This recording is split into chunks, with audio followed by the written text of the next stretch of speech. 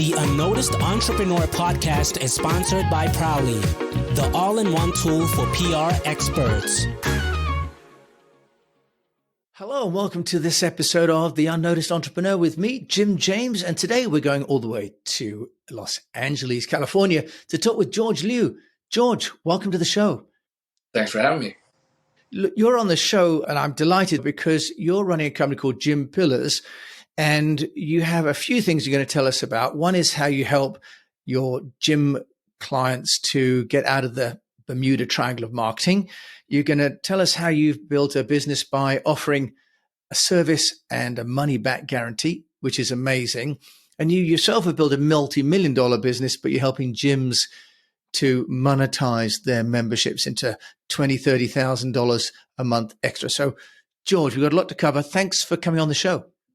Thanks for having me. Yeah, more than happy to provide value wherever. Yeah, well, look, let's lift some weights and do some reps. Sorry, I couldn't forgive myself with the analogy there.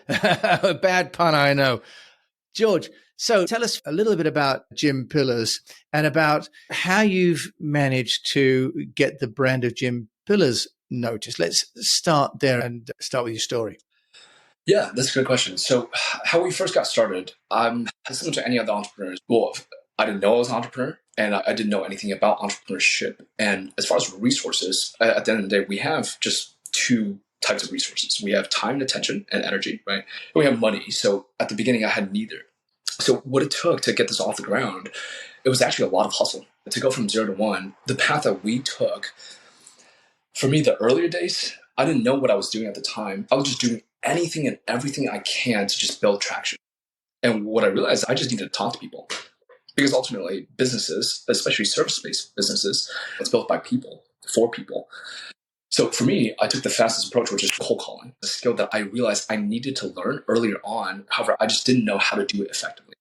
So for me, like how I landed my very first client that wasn't within my internal network, it was just through sheer cold calling. It was identifying which gyms I would want to work with, having a call with them, searching up YouTube videos on how to cold call, and then just fumbling and tumbling my way through it. And I still remember each dial that I made, my hands would be sweating profusely. I wouldn't know what to say. I didn't know where to go with the conversation. However, with enough reps, you get better with each rep that you do. And in the earlier times, you just got to do anything and everything to really just get started. But fundamentally, what I realized and what I learned over time is that I started developing a much more systematic approach. For me, one of the things that I had always been big on is just investing in myself to learn from other people, because I think we as human beings, we have the ability to learn from other people's mistakes versus just going through our own. Very early on, I invested 25 grand in terms of my personal coaching or different masterminds I've been a part of. And from there, I was able to just learn different systems and how people that have succeeded, but just modeling what successful people have done, how they think and how they do. So once I jumped into those programs, one of the things I started digging deeper into is just the value of having a system and the value of actually having a wider touch point. Earlier on, there are really 6 ways to get in front of people when you break it down. First of all, direct outreach, where you're just directly reaching out to people, whether it's calling, emailing, texting, right? It's like just speaking with them, or Instagram DM, Facebook DM, practically, right? So that's cold outreach. So that's one. You have earned media, which is in terms of investing time and attention, whether in the form of blog post or whether in a show or whether in a podcast or whether in a Facebook and Instagram posts or anything related to you putting time in to ideally get in front of more people that you want to get in front of and be able to turn what we call traffic and turn those people into conversations. So that's earned media. You also have affiliate, which is you reaching out to other people that serve people that are similar to you. Right? So let's say if you were Jim, then going down the street and talking to a physical therapist, right? Or someone who is able to serve rehabilitation centers, right? So being able to form a partnership with them in a way that's win-win for both parties. So affiliate marketing, you have referrals, which is another very common way. Once you get started, you can ask your clients, hey, like, do you happen to know anyone? You know, like you just went through this process and you really enjoyed it. By the way, here's a benefit for you if you were to refer to another person and there's a benefit for them. Then there's also paid media, right? So instead of earned media, paid media, instead of investing your time and attention to get in front of traffic, you'd be investing money to platforms to be able to get in front of people and eyeballs and traffic. So owned media are the database that you build up over time once you have been in business and which you own in terms of an asset, whether it's an email list or text or phone numbers, however, use whichever medium you prefer to communicate with them. So those are the 6 ways. However, owned media typically comes from you doing the thing for the 5 to get started, right? So for us, these are things that I didn't know in terms of framework earlier on. I was just trying everything and anything that I could possibly try to gain traction. So in the earlier days, I was just calling gym owners, and that was extremely helpful because I was able to directly receive market feedback from the people that I wanted to help. And how we even establish our processes down the line in our model was just by having these conversations and by learning what their experiences were, right? Because very early on, if I didn't talk to gym owners, I would have no idea what they want, what they care about, what they have been through. So the more conversations I had, although painful and awful at times because I was awful at it, and I had no value to give, really, earlier on, it was extremely helpful in terms of just understanding where the market is, because the market is just a pool of people that you're choosing to serve, right? So the more you engage with the market, the more you understand their habits and who they are and what they care about and what they have been through, the better you're able to serve them. So the more dialogue that I had, I almost treat it as like an interview. So to understand how do they feel about marketing companies. Bulk of them has had really negative experiences. So for me, from day one, in terms of how that affected my model and processes down the line, was I never want to be one of those marketing companies, because the way I feel about that is that's just not right. Because if I'm charging for a service and they're getting absolutely nothing, that's kind of like blood money. I wouldn't want to touch that, right? So how I got my start earlier on, which is from that place of wanting to help people, was, hey, like, listen, don't even worry about it. Don't pay me anything. Let me just help you get results. Then you can pay us. That's it. That's because I was awful at sales. That was able to help me get my foot through the door. For them to hear something that they've always wanted to hear. That's like, I just wish there was a marketing company that was willing to put their money where their mouths are. And when you hear that consistently enough, I'm like, I have nothing to lose. Let me do this. I want to learn and I want to help you get results. And George, that comes across now because on your website, you've got a proposition. I think you help gym owners to add $20,000 to $30,000 a month or their money back. 30 grand over 90 days. Yes. Okay, $30,000 over 90 days. But I love that you're so specific on your website about what it is you're offering. For those that can't see it, we will put a link to gympillars.com on the show notes, but just explain your website, because I was struck by its simplicity and its sort of call to action. Yes. This applies for any marketing at all and any sales at all. The fundamental principle that fuels it is like a triangle. You have traffic, which is ideally the people that are coming to you that you would want to serve. So traffic is always there, right? So like whether it's coming from word of mouth and the work that you have done, whether it's coming from the posts that you have been pushing out or the podcasts that you've been a part of or the blogs or articles or paid media or the advertisements you're running or the reach outs that you're doing, there's always traffic of people like checking like, who is this? Probably oftentimes with a layer of skepticism, rightfully so, because they don't know you, they don't like you, and they don't trust you yet. So the next piece, and that's what we call in marketing called top of the funnel, right? So ideally, how do you get more people on top of the funnel? Then the next piece is conversion. So how do you move people down the funnel? So how do you have people build more trust and learn more about you, who you are, how you're able to help them, what you're able to help them with, why they should believe in you? So that affects conversion. Then there are other frameworks, some of it's a flywheel. However, funnels are helpful to visualize. The more you move people down the funnel from traffic down to conversions, the more conversions you get. In other words, the more new customers you're able to work alongside with you. And naturally, traffic conversions economics is also important because the numbers have to make sense. If you are operating as a business, make sure that however you're providing value, that it costs you less than how much value you're able to provide. So if you're able to make X amount, hopefully it costs you less than X amount. This applies for marketing sales as well, regardless of whichever channels you're on. This is also like a cautionary tale, if you will, where oftentimes organic channels earlier on are more helpful because what you're doing is you're trading time for money. So when it comes to economics of it, it doesn't cost you any money when you don't have any, but it costs you time and attention and also skill set. And however good you get at that is how much traffic you're able to generate. In business, where you have more cash flow, where you're able to invest it into paid traffic, then at that point, you're able to trade money for more money. And that's when leverage takes place, right? It's like a form of beyond just time, because we all have limited time and attention in a day. So the principles behind like how simple it is in terms of what we do is I've just invested a lot over the past 4 years, probably over 150 grand to 200 grand for me personally, just in terms of coaching, right? So, and I've also seen a lot of ads and trenches and played around with a lot of things. So at one point, you're able to see different trends that work well. So the simplicity behind our funnel is called the 5-minute VSL. They're able to consume the 5-minute VSL. There's a higher likelihood of them consuming a 5-minute thing versus like a 30-minute thing. Yes, right. I mean, people don't want to sit down. It's like, right. So if they consume it, that's great. But if they don't, you would want to have another way of engaging with them. So the 5-minute VSL, we don't bank on that. Sorry, what does VSL stand for, George? A video sales letter. Okay, right.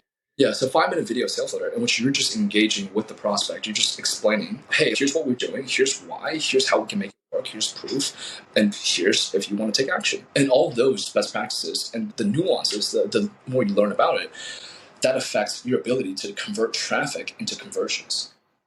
So your ability to know what to do and your skill set stacked around these pieces will affect the economics of how well you're able to turn traffic into conversions and make money as a result versus lose money. So for us, it's just a 5-minute video sales letter of a very strong offer with guarantee that reverses risk for the right client and also explains why we're able to do what we do with social proof, which means like, hey, like, we've done this before, here's why. And with a curiosity hook in which it kind of leaves the person wondering, like, well, how do they do that?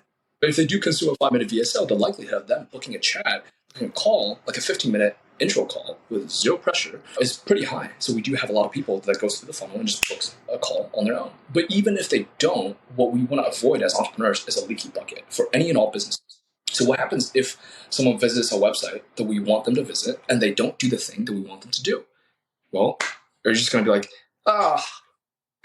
boo-hoo, right? Ideally, if you care about the conversions of people turning to customers, you would have correspondingly a way to engage with them outside of a digital medium. So what I mean by that specifically is like text them. You want to engage them not just online, but also offline, to convert them offline, to drive them down the funnel, to build trust. When you text them, when you call them, and when you email them, that's when it comes to play. So those are things that all move people downwards towards the funnel, because ultimately if you run a service-based business at all, it's always about the people. So that's when a lead nurturing. So top of the funnel, you have a brand awareness, people that have seen your things, right? But for me, to make it practical and relevant, what I consider top of the funnel is lead generation. How many leads do you have of people that opted in to say, hey, how does this work?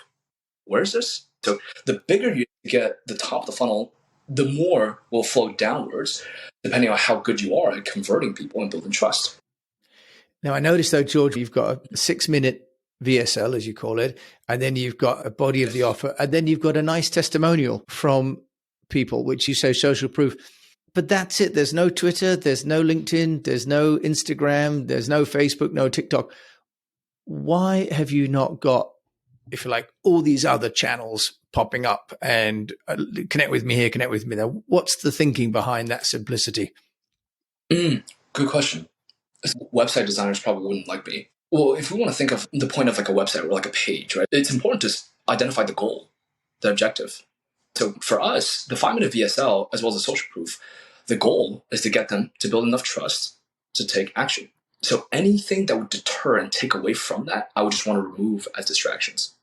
So if the goal is to build enough trust for them to take action, what would build trust? Social proof is one of the best ways to build trust, because we as human beings, we want to make sure, like, hey, like, I'm not taking on risk for something that's never been done before, right? So social proof is incredibly important in any kind of marketing. So that's the first piece. The next piece is to get them to take action. So how do you get them to take action? Well, if they were clicking on it, all of a sudden they were engaging with a person, that would drive the conversions up, right? However, what's the level below that? Well, it's like if there was a person that was selling for you in terms of speaking with conviction, articulating things, and being a human, that would probably drive the chances up. So hence the 5-minute VSL, right? With all the marketing tactics, if you will, just sprinkled into it to drive the conversion up for them to be able to take action. So anything that's not that, we just like cut out.